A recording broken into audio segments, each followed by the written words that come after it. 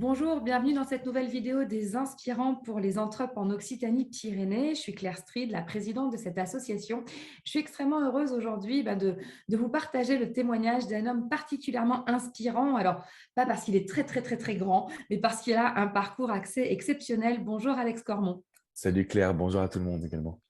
Donc, Alex, j'ai la chance de travailler avec, et ça, c'est chouette aussi de faire une interview avec une personne avec qui je pratique l'entrepreneuriat. C'est ça qui est formidable. Et d'ailleurs, ce qui est intéressant, c'est que je t'ai rencontré parce que je t'ai vu témoigner de ton parcours, de qui tu étais, de ta façon de travailler. Et je me suis dit, ce mec-là, je veux faire comme lui. J'ai envie d'être dans cette dynamique entrepreneuriale aussi. C'était il y a 4 ans déjà. J'étais à des années-lumière de ce que je fais aujourd'hui. Et du coup, Alex, pour les entrepreneurs et pour tous ceux qui vont regarder cette vidéo, ben, j'aimerais te poser quelques questions sur ta vision de l'entrepreneuriat. On te connaît en tant que love coach, mais j'aimerais bien, voilà, si tu peux nous raconter un peu rapidement ton parcours et ce qui t'a fait grandir dans cette logique entrepreneuriale. Bien sûr, comme tu le dis, en fait, j'ai un métier qui est très atypique, qui est le love coaching, donc le coaching en amour, l'accompagnement des personnes qui sont célibataires, qui veulent rencontrer quelqu'un, des couples qui sont en perdition, des personnes qui vivent aussi une séparation. Donc, je me suis lancé en 2007. En 2007, en tant que love coach, c'était très, très, très atypique à ce moment-là parce qu'il y avait très peu de coachs. C'était pas encore répandu comme aujourd'hui le métier de coaching qui commence à se faire connaître de plus en plus en France. Donc, je me suis lancé. J'ai pas forcément eu beaucoup de soutien de la part de mes proches. Donc, j'ai reçu quand même pas mal de, pas forcément de critiques, mais de messages comme quoi j'étais complètement fou de me lancer, que c'était un projet loufoque, que ça n'allait jamais marcher, qu'il valait mieux que je fasse un petit peu comme tout le monde et que je rentre dans les rangs. J'ai continué de croire en mon projet, en mes envies. Et si j'aurais un message après pour les jeunes à ce niveau-là, parce que je pense que c'est très important. Donc, j'ai développé mon activité. Il m'a fallu quelques années pour pouvoir réussir à en vivre. Donc, au début, je me suis heurté à toutes les problématiques de l'entrepreneuriat, à la forme juridique, comment gérer une entreprise, et puis aussi à la commercialisation d'un produit, d'un service, parce qu'on a une double casquette, on est à la fois coach, mais également entrepreneur. Donc, il faut justement apprendre aussi à commercialiser son contenu et ce produit, service d'une certaine façon. Mais j'ai trouvé la solution grâce aux réseaux sociaux, grâce au web marketing, grâce à pas mal de petits outils qui m'ont permis de me faire connaître. En 2015, j'étais leader de mon marché, donc j'ai décidé de me lancer à l'international, donc d'aller m'installer aux États-Unis, à Miami plus précisément, et de développer une activité de coaching en anglais, donc d'abord d'apprendre la langue et puis ensuite de développer mon activité. Aujourd'hui, je suis présent sur 6 langues, donc on est présent en français, en anglais, en portugais, donc pour le Brésil également, en Italie, en Allemagne et en Espagne. Voilà un petit peu pour mon parcours d'entrepreneur. Et c'est assez exceptionnel parce qu'à la base, il n'y a rien qui t'a amené à être dans ce milieu-là et encore moins dans le love coaching, hein. Tu étais quand même au début dans une carrière sportive professionnelle. Qu'est-ce que, qu'est-ce qui t'a donné envie d'entreprendre? Pourquoi tu as eu envie de te lancer tout seul dans ce métier où effectivement, alors tu évoquais la logique de soutien familial. Alors soit des fois on a une idée de ouf, on a tout le monde derrière nous. Alors ça arrive rarement en fait. Soit on a une idée de ouf à nos yeux et derrière on nous dit oui, mais tu pourrais peut-être faire autre chose. Qu'est-ce qui toi t'a donné envie de dire, OK, ben, je fais le pari fou de me lancer et surtout de te lancer solo? Parce que c'est ça aussi, là, donc la plupart des équipes, enfin, voilà, ils sont à plusieurs, 2, 3, 4, 5. Toi, tu t'es lancé tout seul. Qu'est-ce qui t'a motivé? Écoute, je pense que ça a été un concours de circonstances ou c'est quelque chose qui est venu un petit peu naturellement. La première chose qui s'est passée et pourquoi je suis tombé dans ce métier qui est quand même très atypique, c'est que, comme tu dis, je venais du milieu du sport, donc j'ai eu un préparateur mental assez jeune qui me faisait faire des exercices d'hypnose, de PNL. Je ne comprenais pas forcément ce qu'on faisait, mais c'est vrai que j'ai entraîné mon mindset. Et quand je suis arrivé à l'université pour faire un master en sciences humaines, je me suis aperçu qu'il y avait beaucoup de gens qui manquaient de confiance en eux. Et donc à ce moment-là, je me suis dit, bah, tu sais quoi, je vais commencer à partager un petit peu mon savoir et je me suis aperçu qu'aux États-Unis, en faisant un voyage aux États-Unis, il y avait une vraie communauté de coachs en séduction, coachs en amour, qui arrivaient à vivre de leur savoir. Et je me suis dit, tiens, c'est super cool. Bah, je vais peut-être tester, commencer à voir ce que ça donne. Et de toute façon, je vis du basket. J'étais encore en master donc quand je me suis lancé, même en études. Et à ce moment-là, je me suis dit, bon, on va voir comment ça évolue. Donc, je n'avais pas forcément d'appréhension. Je ne me suis pas lancé en mode, il faut que j'en vive, il faut que je réussisse. Non, c'était plutôt, voilà, je fais ça à côté pour le fun et puis je verrai bien où ça me mène. Et ça, je trouve que c'est hyper intéressant quand on est jeune. Quand on a une vie de famille, quand on a 40 ans, qu'on a un job, qu'on est cadre, qu'on a travaillé pendant, je sais pas, 10, 15 ans pour réussir à monter les échelons, bon, il y en a un peu plus de risques d'une certaine façon. Mais quand on est jeune, quand on vient de finir les études, quand on est en études, je trouve que c'est important d'avoir un projet qui nous tient à cœur, dans lequel on va passer un petit peu de temps et on verra bien ce qui se passe, parce que dans tous les cas, on apprend. Et au fur et à mesure des années, je me suis pris au jeu.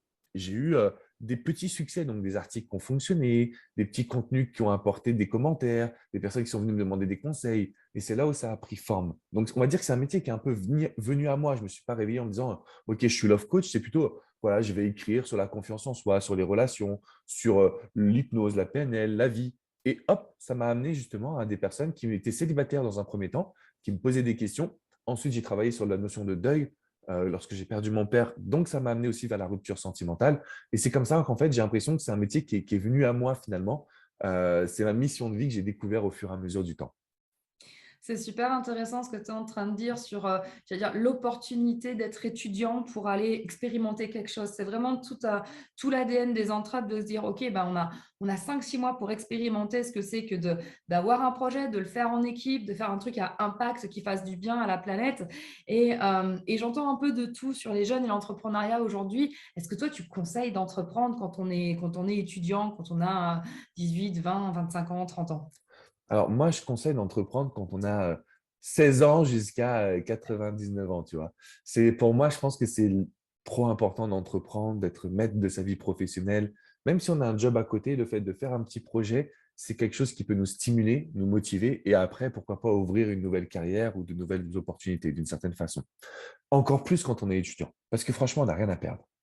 Tu Ouais. vois? On n'a rien à perdre, on a tout à gagner. C'est aussi très bien de mettre sur le CV qu'on est auto-entrepreneur ou qu'on a une petite entreprise ou qu'on s'est associé, qu'on a créé une start-up. Il faut bien comprendre que c'est un excellent moyen d'apprendre parce qu'on bon, on peut passer à l'université, c'est très bien aussi d'avoir des beaux diplômes, mais ce qui se passe, c'est qu'on est confronté à la réalité de la vie une fois qu'on en sort et l'entrepreneuriat, c'est la réalité. Donc, je dirais à toutes les personnes qui nous écoutent de ne pas hésiter à trouver un projet qui vous tient à cœur. Là où je mets un bémol, c'est beaucoup d'étudiants, beaucoup de personnes vont se dire: «Je veux avoir de l'argent» et ils vont faire l'entrepreneuriat pour l'argent. Là-dessus, je trouve que ça met un bémol parce que c'est pas une dynamique où on a envie de créer quelque chose pour soi qui va nous apporter plus de bien-être, plus de liberté X ou Y dans votre vie. Donc faites bien attention à ça. Si vous voulez vraiment que faire de l'argent, je pense que vous allez vous heurter à un mur, vous n'allez pas avoir la même motivation. Si vous vous dites: «Je fais un truc que j'aime et je verrai bien où ça me mène». C'est extrêmement important ce que tu viens de dire, parce qu'il y a pas longtemps, je témoignais dans un lycée justement en tant que femme entrepreneur. Et il y avait des jeunes qui me tenaient le discours de ben, si à 30 ans, j'ai pas fait mon premier million, j'aurais raté ma vie. Alors bon, je me dis, j'ai dépassé les 30 ans, j'ai pas encore fait le premier million, mais tout va bien se passer, ma vie se porte bien. Et à contrario, dans certaines équipes de jeunes, quand on les voit soutenir leurs projets, ils n'osent pas se payer les premières années. La question de l'argent sur cette logique entre j'ai un projet. Et d'ailleurs, c'est intéressant. Ceux qui n'ont pas de projet veulent de l'argent tout de suite. Ceux qui en ont un se disent ouais, non, mais je peux me sacrifier. Et j'aimerais bien qu'on réfléchisse à la notion de ce terme de sacrifice. Je peux me sacrifier sur les premières ou deuxième années pour ne pas me payer pour que le projet existe. Qu'est-ce que tu conseilles? Écoute, moi, je conseille d'avoir, une forme de sécurité. Quand même, c'est important d'avoir une sécurité financière, une sécurité aussi, personnelle et d'état d'esprit. Parce que je pense qu'aujourd'hui, si on ne se paye pas pendant des années, on est quand même peut-être frustré, on va se mettre beaucoup de pression. Donc, il faut avoir une timeline avec un retour financier. Ne serait-ce que quelques centaines d'euros, mais il le faut parce que sinon on repousse, on repousse, on repousse et on peut voir aussi des personnes qui restent dans leurs rêves mais malheureusement qui n'arrivent pas à en vivre et puis qui se retrouvent dans une phase un peu tourmentée dans leur vie. Donc, l'idée, c'est d'éviter tout ça en se disant, voilà, même si c'est quelques centaines d'euros, il faut que je me fasse rémunérer. Ça va aussi donner un coup de boost. On voit une certaine rentrée d'argent, on se dit, OK, bah, ça quand même, ça fonctionne, il se passe des choses. Alors que si on laisse tout dans l'entreprise, euh, on peut à un moment donné se poser la question de savoir si on est vraiment motivé et surtout si on aura les résultats qu'on veut.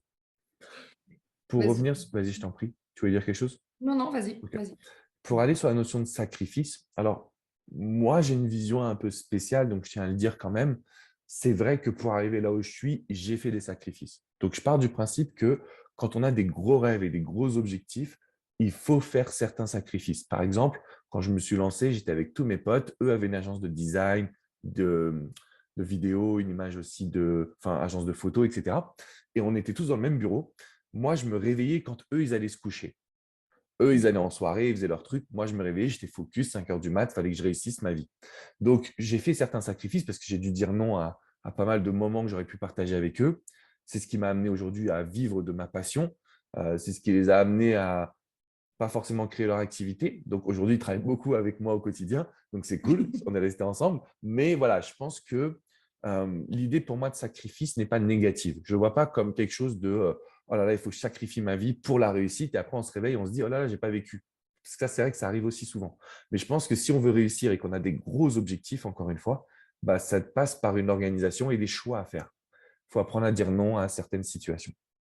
Tout à fait. Et quand je t'entends, ça me fait penser le plus vraiment à cette notion de discipline, d'autodiscipline, où en fait, comme tu l'as dit, il y a des choix à faire la soirée avec les potes ou bien dormir et se lever tôt pour peaufiner sa présentation ou travailler sur le projet. Ben voilà, c'est de toute façon, vous vous en rendrez compte, hein, à un moment, c'est sympa, mais si tu es en soirée, tu es en train de te dire, oh là là, bon sang, en fait, demain, il faut que je fasse ça, ça, ça, ben, c'est que déjà, en fait, dès que le projet commence à vous habiter, je vais dire, c'est gagné. Quand vous vous dites non, bah ça va être la priorité par rapport à la soirée avec les potes, c'est que vous êtes déjà habité par ce projet et c'est hyper important que vous soyez dans quelque chose qui fasse sens en fait. Parce que Mhm. tu as parlé de ta mission de vie tout à l'heure.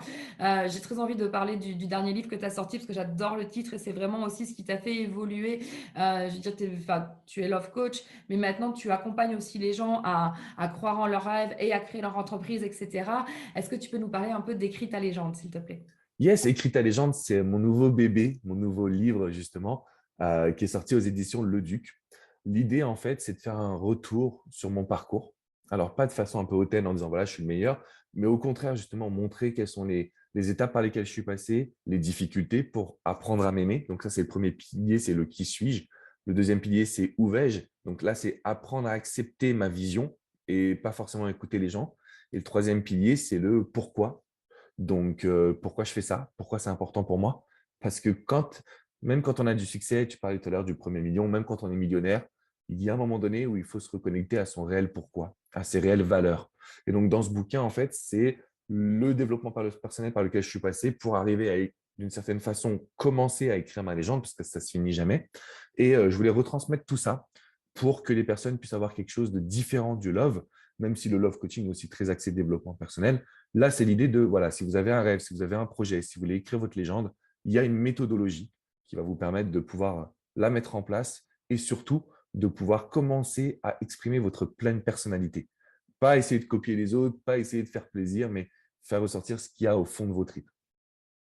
Merci beaucoup et je terminerai bien cet entretien avec la phrase qui a fait que je suis venue te parler quand je t'ai entendu sur scène. Tu as dit: «Si vous voyez quelqu'un qui fait ce que vous avez envie de devenir, allez le voir et demandez-lui comment il a fait». Je suis venue jusqu'à toi, je suis montée sur une chaise, je te l'ai dit et du coup, bah, ça a amené un partenariat professionnel. C'est hyper important la notion de rencontre, ça on le dit à chaque fois. Il y a toujours quelqu'un qui nous inspire, d'où ces vidéos sur les inspirants. Il y a toujours quelqu'un qui peut nous ouvrir une porte, quelqu'un qui va voir notre potentiel. Est-ce que tu confirmes que les rencontres, c'est hyper important? Alors, je confirme que les rencontres, c'est hyper important et que c'est juste la base des relations et c'est la base aussi de la vie d'une certaine façon. Donc aujourd'hui, je pense que déjà de se renseigner, d'être dans des associations, de regarder ces vidéos, je vais être honnête, je ne l'ai jamais fait moi quand je me suis lancé. Je pensais que j'étais le plus beau, le plus fort, le plus ci, le plus ça, et je me suis rétamé quand même aussi pendant les premières années. Donc, trouver du soutien, trouver des personnes qui sont dans votre dynamique, faites des petits brainstorming, des petits masterminds entre vous, c'est-à-dire on se réunit, on discute, on échange, et vous allez voir que d'une rencontre en une rencontre, on arrive à vraiment de très, très, très belles opportunités. C'est pas non plus évident, je tiens à le préciser, parce que je trouve que toi, tu es exemplaire et très, très forte dans ce domaine. Donc, si j'étais une personne qui te rencontre, qui fait partie de l'association, c'est la question que je te poserais, c'est comment tu fais pour rencontrer les personnes, comment tu as le courage d'aller aborder ces personnes, d'aller leur parler, parce que c'est un art et je pense que tu le maîtrises à la perfection. Moi, ça a été très difficile de sortir de ma zone de confort. J'étais très solitaire. J'ai été à ce qu'on appelle le premier événement, ça s'appelle le SEO Camp. Donc, SEO, c'est Search Engine Optimization, c'est pour être dans les top résultats de Google. J'y suis allé pour la première fois et j'ai parlé à zéro personne. J'étais dans mon coin, tout timide, etc. Et c'est à la deuxième édition où j'ai commencé à discuter parce que j'avais vu des personnes, parce que je m'étais renseigné. Donc, ne vous mettez pas trop de pression sur les épaules si vous êtes introverti ou si ce n'est pas dans votre nature. Mais il y a un moment donné où il va falloir que vous puissiez vous lancer à discuter à d'autres êtres humains. Il ne s'agit pas de lécher les bottes aussi, j'entends ça souvent quand on parle de networking, mais Ouais. plutôt de discuter avec d'autres êtres humains. Et c'est vrai que c'est ce qui m'a boule. En fait, j'ai fait ce SEO camp, j'ai parlé à personne. Le deuxième SEO Camp, j'ai parlé à un webmaster que j'avais rencontré sur le web, donc je ne connaissais même pas en vrai. Il m'a présenté un référenceur, c'est lui qui m'a aidé à me lancer. C'est lui qui m'a accompagné pour mon premier blog. Aujourd'hui, on a 20 millions de visiteurs par an sur le site. Et c'est ça qui m'a aidé à me lancer. Si je n'avais pas fait cette rencontre, je ne sais pas si un jour je serais là avec toi, Claire, tu vois. Donc, la rencontre, c'est tout. Et c'est très important ce que tu dis, c'est qu'on n'est pas tous capables d'aller faire une rencontre, qui serve à quelque chose. Alors surtout, tu as complètement raison, ne forcez rien et même si vous êtes en phase observation, rien que l'attitude que vous allez avoir, ça pourra attirer à vous quelqu'un qui viendra vous parler et vous poser des questions et ça aussi, ça peut être très, très important dans cette logique. Si vous n'osez pas aller poser des questions aux gens, c'est au moins soyez en ouverture. Parce qu'effectivement, si on est, tout recroquevillé dans son coin, c'est pas forcément aidant. Donc voilà, mais voilà, c'est aussi tout l'intérêt des entrepreneurs, c'est de vous faire bosser en équipe. C'est vraiment notre choix aussi, hein, de ne pas vous laisser porter des projets solo. D'un côté, les porteurs de projets, de l'autre, les porteurs de compétences, pour vraiment faire matcher tout le monde parce que on le sait très bien, seul, on va nulle part. Alors, on va vite aller se ramasser sur un mur et recommencer. Et puis après, on va se rendre compte qu'effectivement, on a besoin des autres, que ça permet de faire plein de choses. Et comme tu l'as dit, ton parcours en est un très, très bel exemple. As-tu un dernier conseil, Alex, avant de clôturer cette vidéo? Le dernier conseil, je dirais de passer à l'action. Parce qu'il y a beaucoup de personnes qui vont réfléchir, visualiser, créer des business plans. Alors, je sais que c'est important, mais ce n'est pas sur ça qu'on doit passer toute notre énergie. En tout cas, c'est un conseil un peu qui peut diviser, mais moi, je pense qu'il faut passer à l'action. Ça va apporter des opportunités qui apportent les résultats, qui apportent tout ce que vous désirez derrière. Donc, c'est bien de réfléchir, c'est bien de penser, c'est bien de brainstormer, mais rien ne remplace un OK, c'est quoi la première action? Qu'est-ce que je fais maintenant? Et petit à petit, vous allez voir, ça ne peut que fonctionner. C'est tout bête. À chaque fois que je regarde des vidéos sur le succès, à chaque fois que je fais des conférences sur le succès, je donne des conseils les plus basiques, j'entends des conseils les plus basiques, mais il n'y a que ça qui fonctionne en fait. Les bases, quand on les respecte, ça fonctionne. Voilà. Tout à fait. Les bases, l'autodiscipline et enfin, comment dire, se lancer dans un projet qui fait sens. Mhm. Encore une fois, comme tu le disais, si on va dans un projet que pour faire de l'argent, vous ferez peut-être de l'argent, mais il vous manquera un truc essentiel. C'est quoi? C'est le bonheur? C'est ce petit mot-là? Hein? C'est à peu près ça. Donc voilà, c'est vraiment ce C'est qui vous ça. manquera. Merci infiniment, Alex Cremont, pour le partage de tes conseils et merci pour ton engagement auprès des entrepreneurs. Et on te souhaite encore une plus belle continuation que ce que tu vis déjà, mais au moins de continuer aussi déjà à rayonner comme tu le fais aujourd'hui. Merci beaucoup, Alex. Merci à toi, Claire. Bonjour à tous. Enfin, bonjour, au revoir à tous. Et puis prenez bien soin de vous et lancez-vous, déchirez tout. Voilà, le mot de la fin, c'est déchirez tout. Déchirez tout, ça me paraît très bien comme mot de la fin. Merci, Alex. Ciao.